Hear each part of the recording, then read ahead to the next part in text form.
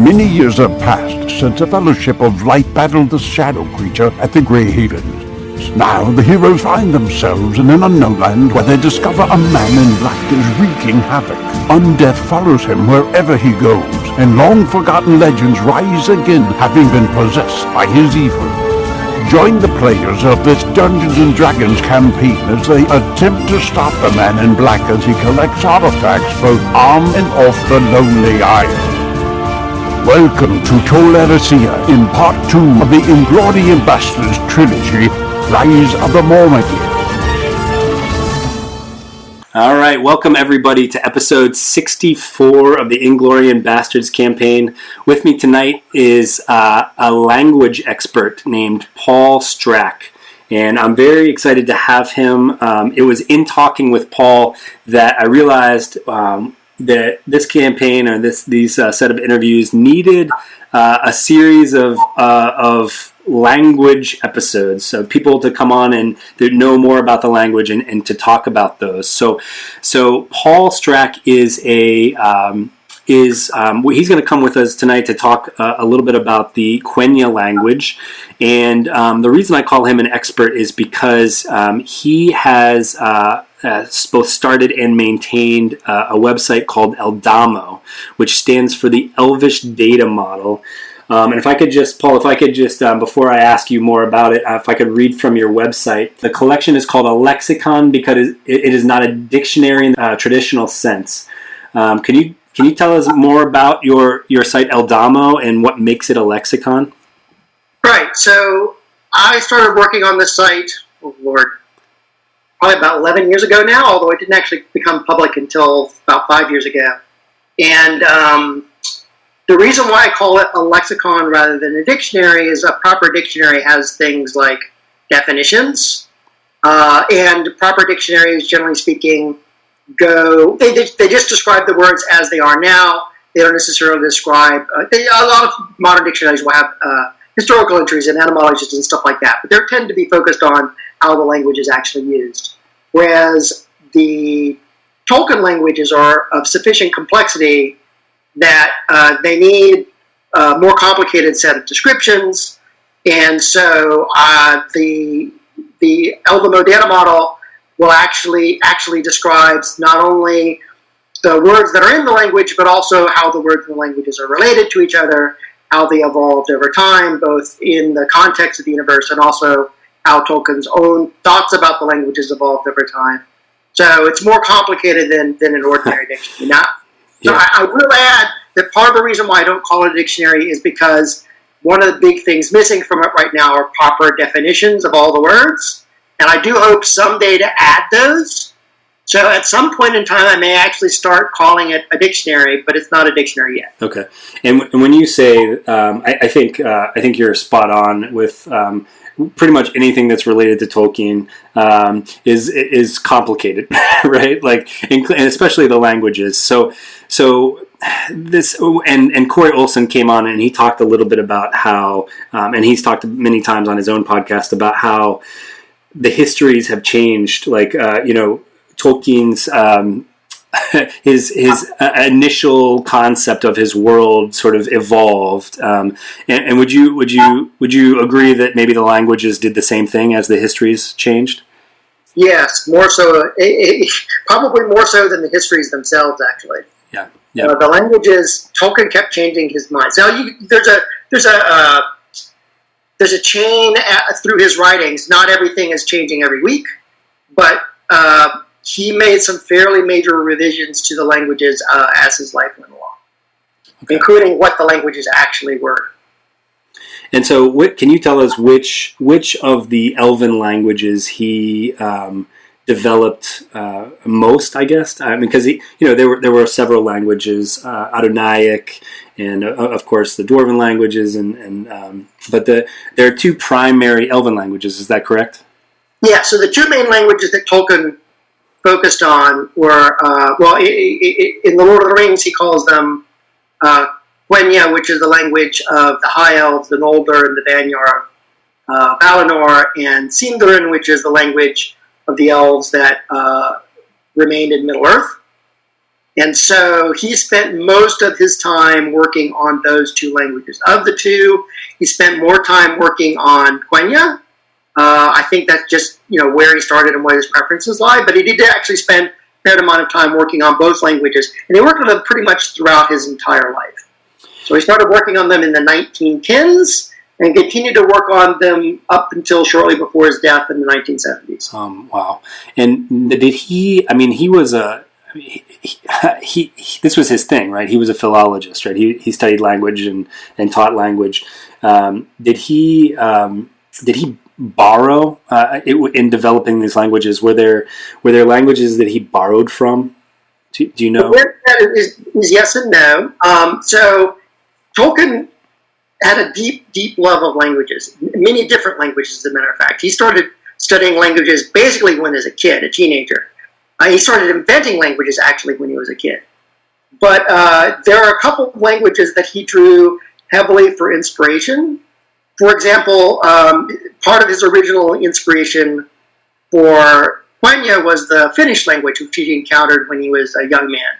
And he liked a lot of the aspects of the language a great deal. And he borrowed some of the basic sound systems and grammatical features of Finnish when he invented Quenya. Now, I have to add a caveat. The reason why I said yes and no is, when people hear about these things, they think Quenya is just Finnish slightly changed. And so he borrowed some sounds and some grammatical elements, but a lot of it was his own invention. In fact, almost all the vocabulary of all the languages were things that he invented. Very little of the vocabulary is actually drawn from any real-world language. In fact, every now and again, he'd stumble across a word that he thought was too close to a real-world language, and he would deliberately modify them to make them less similar to real-world languages. Oh, wow. Well, that would explain why it kept changing so much. So I'm going to bring up a few words here to maybe help our listeners. If they ever do research online, they're going to see some of these words, and maybe even some of our listeners know what these words mean. But this idea of a conlang, could you talk about what a conlang is? Right. So conlang is an abbreviation for constructed languages, and Quenya and Sindarin, Tolkien's two big Elvish languages, are some of the most famous constructed languages out there, but they're certainly not the only ones. And Tolkien was certainly not the first person to invent a language. People who talk about conlangs, sort of one very broad division in conlangs is between what people call auxiliary languages, which are languages that are built for some sort of practical purpose. Probably the most famous of those is Esperanto, which was invented around the turn of the 19th century as a universal language. And, whether it succeeded in that is an open question. But that was certainly its original intent. And it's pretty widespread at this point. There's probably somewhere in the neighborhood of 1 million Esperanto speakers. Wow. But Esperanto was designed to be, to serve a real-world function. The other major category of languages is what people call artlangs, which are languages that are constructed for artistic purposes. And so, again, Tolkien was not the first person to do this, but he definitely started a wave of people being interested in using and inventing languages for fictional contexts, and he is kind of the birth of the modern artlang movement, I think, especially in fiction. So prior to Tolkien, people would make up words, but they'd just be sort of random collections of sounds, and after Tolkien, people really thought about, okay, I'm making this imaginary world, we're thinking about things like culture and religion, I really ought to spend some time thinking about what their languages are like as well, and construct a set of sounds and names. Even if I'm just making up a list of names, I should try and spend some time figuring out what sounds can compose those names so that people can... so the names in the fictional context will actually sound like they're part of the same language and be believable. And if people are really skillful and they have several cultures in their fiction, then they'll create several languages that have different sounds but are similar enough within the language you can tell the difference between one language and another. So when people invent these languages, like Tolkien, do they... They're not just creating vocabulary, right? Are they also creating the script? Like I remember seeing the word Tengwar, and that's right. Actually how. Well, you would probably better define it than myself, right? So it really depends. Auxlangs will rarely create their own script because that kind of defeats a lot of their purposes. Usually Oxlanes are created to sort of facilitate communication in the real world, so Esperanto just uses the regular Latin script that a lot of European languages use. And that's true sometimes for art language. If you're just writing a book, one or two books in a series, and you're just inventing a language for some of your names, you're pretty rarely invent your own script because then you've got to pay somebody to make a font for it, and it's very expensive. But a lot of languages do actually go forth and create their own scripts. After the Tolkien's languages, probably the most famous art language would be Klingon, sure. And Klingon has its own script, as well as its own vocabulary and language. But one of the things that Tolkien did, in addition to inventing his language, is he also invented, several scripts, as a matter of fact. The most famous of which is probably the Tengwar script, which you see in the Appendix E of Lord of the Rings, but he also invented the Kiev script, which is a more angular runic script, and he invented several other scripts we know less about, like Saraki, which is the script of the ancient elves and stuff like that. Huh. Well, I am curious. I'm curious how did you get into this? I mean, did you study this? So I'm going to repeat the same thing that a lot of the people you interview say. I started reading Tolkien when I was a kid. I fell in love with it. I read it year after year. I also really liked the languages when I first started reading them. But back when I was reading the books, there just wasn't a whole lot of information available about the languages. There was the appendixes in The Lord of the Rings, there was the appendix in the Silmarillion, and that was basically it. There was no additional information. Yeah. So I kind of lost interest in it after a while just because there wasn't really much you could do with the languages at the time. And then, when Peter Jackson's movies came out in the early 2000s, I really liked those as well. And there's a lot of Elvish languages in those movies. Like, it's been a while since I looked at this stuff. Maybe I should take another look and see what, is out there now. And I discovered that in the intervening, 20 years, a whole bunch of new information had been published about the languages. And there was actually quite a bit more that you could study and learn about the languages than you could when I first read the books. So that was what really renewed my interest in the languages. And I'm sure you'll ask me about this later, but I'm a role player. When I first started doing more research in languages, it was motivated by my desire to use the languages in the games that I ran and played in. And that's how I started getting back into the languages sort of this time around. Well, that's, it's one of the things that I loved most about doing this campaign, and we'll talk about this at the end. I have a few words that we'll be talking about in Quenya that I sort of probably mucked up quite a bit. There were words that I tried to construct, and I tried to put meaning behind, and I totally agree with you about the trying to use them in the games and just how much more rich it makes it. But let's transition right into that. So you're a role player. I remember listening to an interview that you did back in May of 2019 about your experience with White Wolf. It was on I think it was Mage the podcast. Is that right? Yes. And so that the whole I remember many years ago, probably 25 years ago, 30 years ago, seeing one of the first White Wolf books come out. Now, was White Wolf your was that how you got into the world of role playing, or did you? No. I started where almost everybody else started, which is D&D. Yeah. D&D was my first role playing game. I pretty much played every edition of Dungeons and Dragons that have come out except for 5th edition, oddly enough. Huh. I started the very first role-playing game that I purchased and played was the first edition of AD&D way back in the 70s. So, but I've been role-playing for more than 35 years now. So D&D is a lovely game. I like it a lot, but there's only so much time you could spend playing one game. So I branched out and played many different games over the years. White Wolf is a set of games that I'm very happy with and have played a great deal, but I've played lots of different stuff. You should go through a list of the more famous role-playing games. I probably played it at some point or another. I have very eclectic taste when it comes to role-playing games. I like just about anything. Yeah, yeah. And so, what is your favorite setting? Would it be like the cyberpunk type, or sort of the more traditional like fantasy setting of if you can call Dungeons and Dragons a fantasy setting? What do you have a preference? To be honest, I tend to do fantasy and modern fantasy more than the rest, but I've done cyberpunk, sci-fi. I haven't done a lot of non-fantastic stuff. I've done a couple.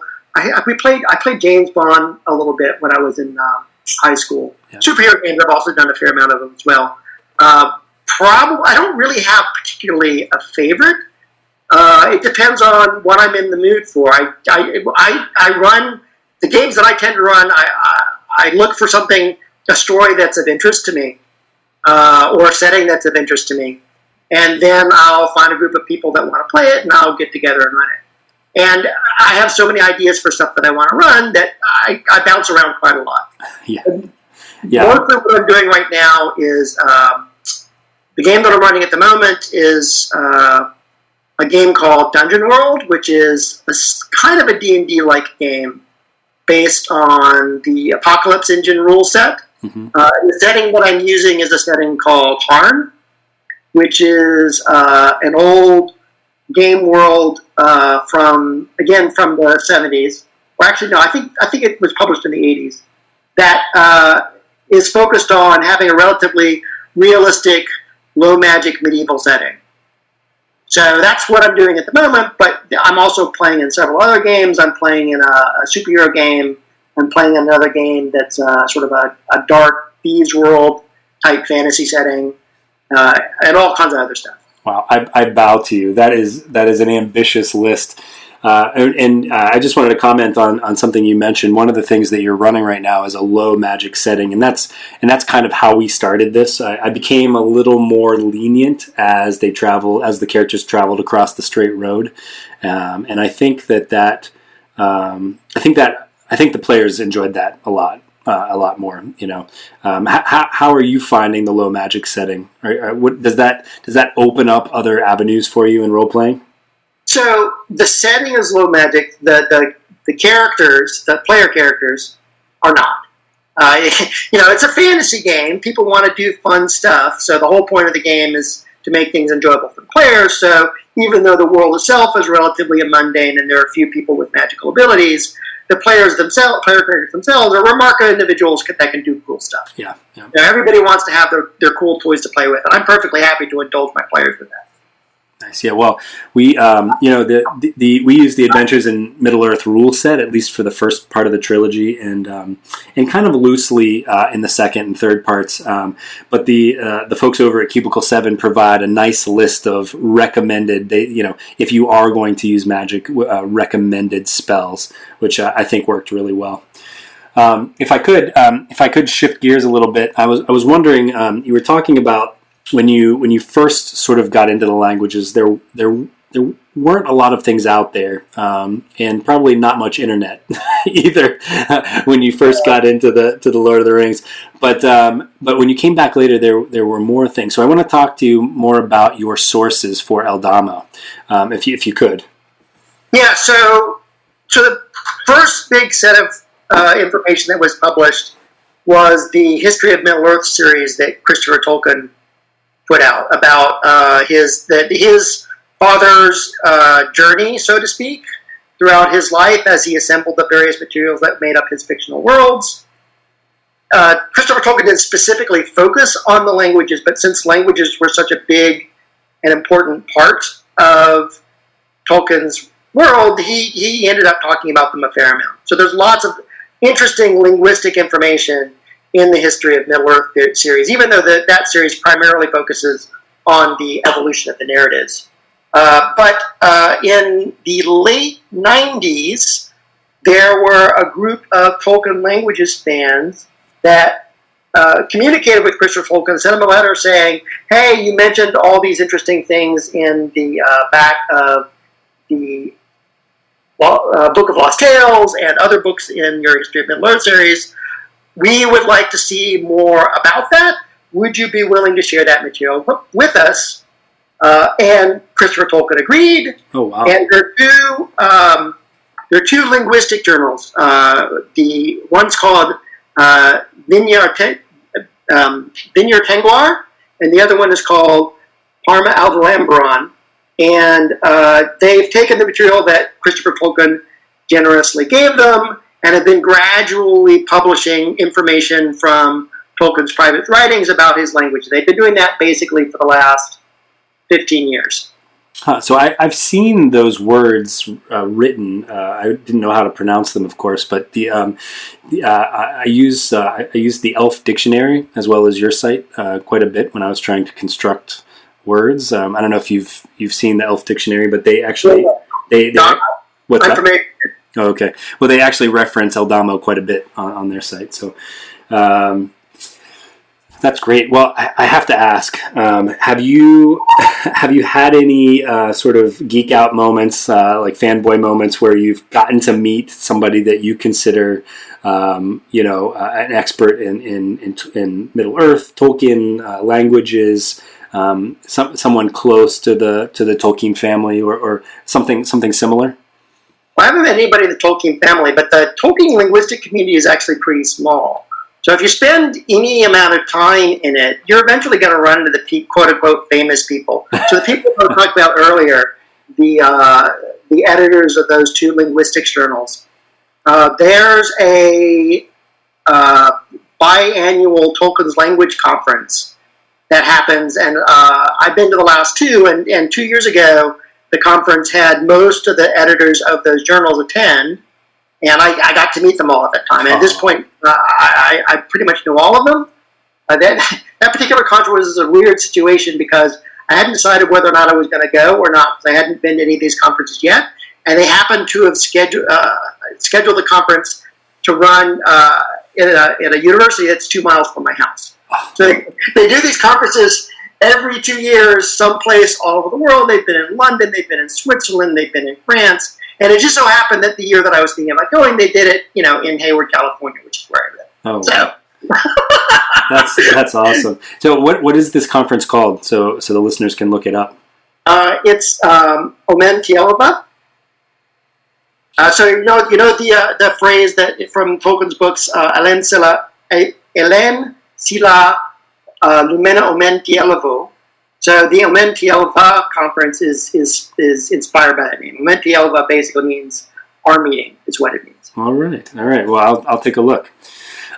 So if I could at this point, I want to switch gears a little bit and talk about Quenya specifically, and if you could just tell us a little bit about the Quenya language, and you have already, but this concept of Quenya and Neo-Quenya and anything that you think that the listeners might find interesting about that language and sort of what sort of sets it apart. Right. So Quenya, as Tolkien conceived of it around when The Lord of the Rings was written, is the native language of. I don't know if you've talked about this before in your podcast, but there's three major tribes of the elves. There's the Vanyar, the Noldor, and the Teleri.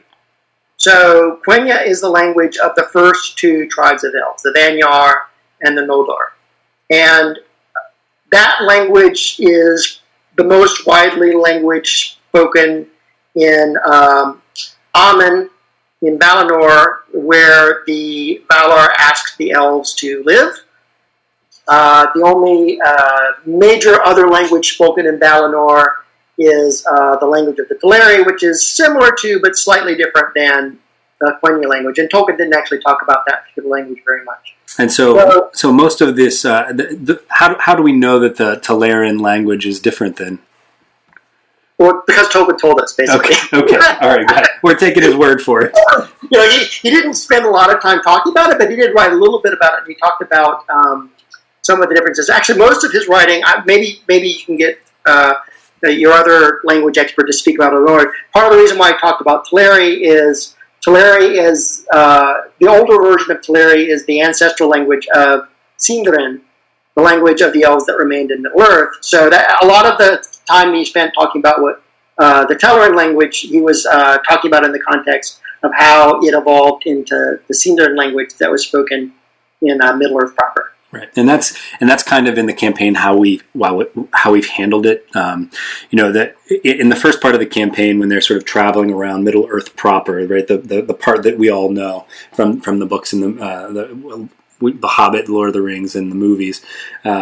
They encountered a lot of Sindarin, and as they get closer to as they travel across the straight road, right, they start encountering, of course, the Tellurin elves and then later on the Spear elves, the Vanyar elves, and then of course the Noldor are kind of everywhere, right? But so actually at this part of the campaign, we're getting some of our first glimpses of the Quenya words, and so these come in the forms of people's names, obviously item names, and if we could, I sent you this list sort of ahead of time, but I have a few words that I wanted to run by you, and you can maybe rate me or grade me on how I did with the words. Well, so there's something I'd like to say before we actually get into the words. Yeah, sure. I can't actually tell you what the right words for the things you're saying would be. Okay. So the thing about Tolkien's languages is there are a few things that we could say that would be unquestionably wrong. Like if you used a word like splont, for example, I could tell you unequivocally, no, that's not an Elvish word. That's not a word that Tolkien would have ever used. But saying what the actual right word is becomes very difficult to do. And part of the reason why I emphasize this is people tend to get worked up and a little bit paranoid about being correct, especially when they're studying a new language. So correctness is kind of in the eye of the beholder, especially when you're talking about sort of an imaginary language, a fictional language like Tolkien's language. So if you're running a D&D campaign and you want to pull some names, some words off an Elvish language website, like my site, Eldemo, or the Elfdic site that you mentioned earlier, the Parth Evelyn, and slap them together and make some names for your game. That's fine. There's nothing wrong with that.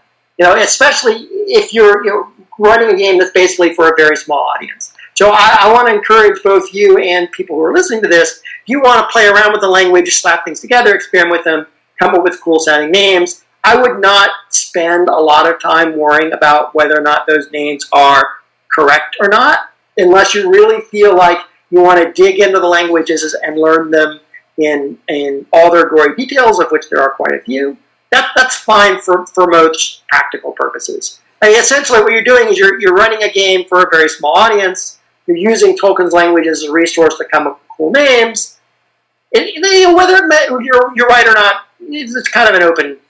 So I expected this to come up in my next interview because the Sindarin expert that I mentioned is a friend of yours, actually, Fiona Jawlings. Am I saying her last name correctly? Jawlings. Yeah. She teaches classes on Sindarin and has written a book on Neo-Sindarin, and she talks a lot about this, what you just mentioned, and especially in the introduction to her book, about the idea of creating the what's correct and what's not correct, and in fact most of the spoken Sindarin that's out there is really Neo-Sindarin, right? Created by fans, essentially, right? Does that sound right? No, that's correct. So that's kind of a topic that a question you asked that I didn't answer earlier. So when it comes to the languages, sort of my view is the goal of Tolkien's languages is not to figure out what is right, but the goal is not to be right. The goal is to be less wrong. Right. So in terms of studying Tolkien's languages, you can't really learn Tolkien languages in the way that you would learn a real-world language. And you can't even really learn Tolkien's languages in the way that you can a lot of other invented languages. Like, if you wanted to learn Klingon, there's a Klingon dictionary that's been published. It's got a dictionary, it's got a grammar, it's got a lot of rules about what the languages are. You can just go buy the Klingon dictionary and read through it and get a basic idea of how Klingon works. Tolkien's languages, unfortunately, don't work that way. Tolkien never gave us a dictionary. He never finished working on an Elvish grammar for any of his languages. What we have about his languages is all in fragments. So we're kind of forced into the unfortunate position of piecing through the material that he left us, trying to figure out what he was aiming at, and trying to assemble something that resembles a functional language out of what he left behind.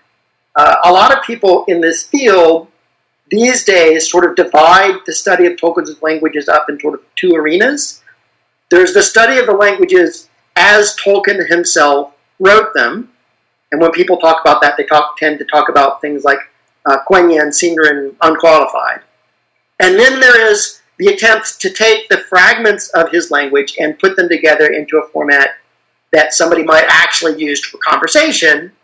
And because Tolkien himself did not determine those things, these reconstructions or collections of information, people tend to talk about them in terms of things like, they tend to use labels like Neo-Quenya and Neo-Sindarin as a way of clarifying that these are things that are building on what Tolkien wrote but aren't necessarily exactly what Tolkien wrote. Can I ask you related to this? I'm wondering how the community felt about the movies in terms of language. Now, was David Sallow was the sort of the person that helped the cast members learn the language, correct, during the movies? Do you know?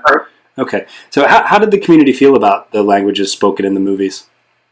Well, again, it depends. So one of the things about Tolkien linguistics is, things that were right back in the early 2000s, we may not consider those to be correct at all. They're not necessarily completely correct now, because new information is being published all the time. The way that I tend to advocate that people think about Tolkien's languages, you're not just studying an imaginary language. What you're effectively doing is you're studying an imaginary dead language. You're studying a language that doesn't really exist anymore, but it's kind of like if you were researching ancient Egyptian, to use a real-world analogy. So there's a lot of information. There's lots of published texts in ancient Egyptian.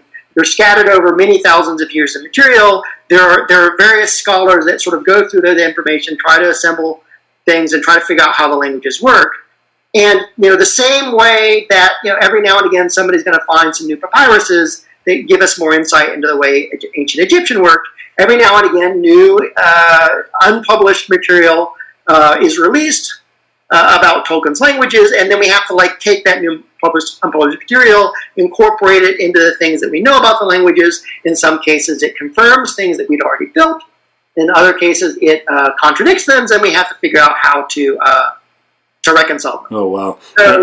So the way that our understanding of the languages back in the early 2000s, when David Sallow was educating people on how to speak in the Lord of the Rings movies, a lot of what he did was still probably considered valid, but some of the stuff that he did is unfortunately these days considered to be a bit iffy. Okay. So that's just kind of the nature of the beast and how things work. That's why we tend to use these languages like Neo-Quenya and Neo-Sindarin about things, because we have to bear in mind that we're still learning about the languages and we're still studying them. And so we don't necessarily even understand everything that Tolkien did yet, because not all the information is available. So you mentioned, you sort of made the comparison to ancient Egyptian. I remember reading an article that you published on this, so people can read more about this. You have blog entries on realelvish.net, is that correct? That's correct. So there's that. So let me come back to the words that I was going to share with you from the campaign, and maybe I'll rephrase it instead of giving me a check or a check plus about the words how I did. Maybe I can just share them with you and now that I'm giving you my copy out, I'm perfectly comfortable trashing your words. Oh, so. Perfect. Oh, good. I remember telling you that via email. I'm totally fine with you trashing my words. I'm totally fine with that. So the first one, speaking of the Vanyar elves, the characters are right now traveling through the land of elms, and will come to the Cottage of Lost Play, and will eventually make it over to right basically on Eldamar, in Eldamar, they'll come to a port town and will be given a gift from king of the Vanyar, and this, of course, because they're the spear elves that live in sort of close proximity to the Valar, will be a spear, and the spear's name was called Ennayór. So Ennayór, and for me, what I was going for was for it to mean first blood in Quenya. What do you think of that? Okay, so about this word. So the two elements of this word that you're using, Enna and Yor, both of those words come from the etymologies, which is a document that Tolkien put together in the 1930s, sort of about halfway through his life. Now, unfortunately, the first of those elements they use, Enna, they use as your word for first, that one comes from an entry in the etymology that Tolkien deleted. Oh, no. Because he deleted it, not a lot of people would use that word as the word for first. There's another word that he used later on, Minya, that is probably the most commonly used word for first. And he talked about that particular word in great detail, and we have a lot of confidence that that is the word that he eventually settled on as the word for first in Elvish. There's sort of two basic roots that mean one in Elvish. It's mean and air, but air means one single thing alone. It's used for words like erasia, lonely. Oh, yeah. It is by itself. Mean, however, means one in the sense of first in a series. So the Elvish word for one when you're counting is mean, and the word for first is minya. Ah, see, this is going exactly the way I thought it would go. This is good. No, this is what I was going for. Well, as for the second element, yor is actually, whether yor is a valid word or not is a matter of case. It's a word that Tolkien had in the 1930s. There's nothing in Tolkien's later writing that really contradicts whether or not you could use the word yor for blood or not. However, there is another word that Tolkien invented later on, serke, which also means blood. And since that word, I think he invented it in the 50s or the 60s, it appears in the versions of the Silmarillion that were eventually published.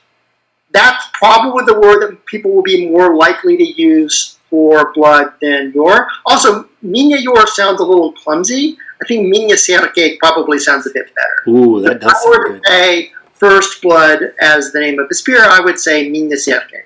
See, that's perfect. That actually does sound really good. Thank you. All right, moving on to the second one, since I've kept you for almost 40 minutes now. Was the name of a player character, and I particularly loved this name, mostly not because of the name, but mostly where the name came from. And in looking back at how I built the name, I have some questions about, like, what the heck was I thinking? But this was about our elf, who is the fictitious brother of Celebrimbor. His name was Ezellendur, and Ezellendur was named after the green mound upon which the two trees of Valinor stood. Of course, that mound was called Ezellohar. I'll let you break down the word, but I was hoping that this word would mean something like servant of the green mound. Well, it might mean servant of green. So Ezello is a word that means green. But Ezello is a word that means green in the Vanyaran dialect of Quenya, not the Noldoran dialect. Okay. Ezello is kind of an interesting word because it's one of the very few words that we know from the Valoran language. The Vanyar, who were very close to the Valar, they actually spent a fair amount of time working with them. Now, the Eldar didn't really like the Valoran language. It sounded kind of harsh to them, so they didn't use it very much. But there were a few words like Ezellohar, which was originally adapted from the Valar name of that mound. So Ezello is a perfectly fine word for green if you were a Vanyar, but unfortunately it doesn't really work for somebody who is a Noldor. And part of the reason why is that Z sound, the Z, is a language that was in the Vanyaran dialect of Quenya, but not in the Noldoran dialect of Quenya. If you look in the Lord of the Rings appendix, Tolkien talks about the evolution of one of the Tengwar letters, which was called either Are or Esse. It's a little double S sign. Mm-hmm. That letter was originally used for the letter Z. But in the Noldorin dialect, the letter Z, so the original name of the letter was Aze, meaning day. But in the Noldorin dialect, over time, the Z sound came to be pronounced like R. Oh. So the name of the letter changed from Aze to Are, and then because they no longer needed a separate letter for it, because there was another letter, Ore, that was used for R as well, sort of those words that had the Tengwar Are in it, they began to use Ore instead, and the letter that was originally used for a Z sound came to represent a double S sound, and they changed the name of the letter from Are to Esse. So that name's totally wrong. Well, not totally wrong. It would probably be fine if we were talking about a Valoran elf, a Vanyarin elf. Yeah. Right. A Vanyarin elf, but not so much for an Noldorin. Now, for a Noldorin elf, if you want to say a servant of the Mound, the more common Quenya name for Ezellendur is Corolare, which basically literally means Mound of Summer. So I would probably use the name Corondur for servant of the Mound. Ooh, that's a good one. And it would be emphasized like that, Corondur? Yes. So the stress rules for Quenya is basically you put the stress on the second to last syllable if that syllable is long, meaning it either has a long letter or ends in a pair of consonants. Otherwise, you put it on the third from the end. Ah. So Corondur, the stress goes in the middle because that syllable has an ND in it, whereas something like Eldamo, for example, if that were an Elvish word, the stress would go in the first syllable because the second syllable is just AM, it's a short syllable. Ah. Well, I actually really like that name a lot. And if I were, again, turning this into fan fiction, I would adopt that name. You actually, one other thing I wanted to ask you about, you mentioned, so you called the language that the Valar speak Valoran, and that's different than what I thought. I was actually thinking more of like Game of Thrones. I thought it was Valeran. That's not right, though.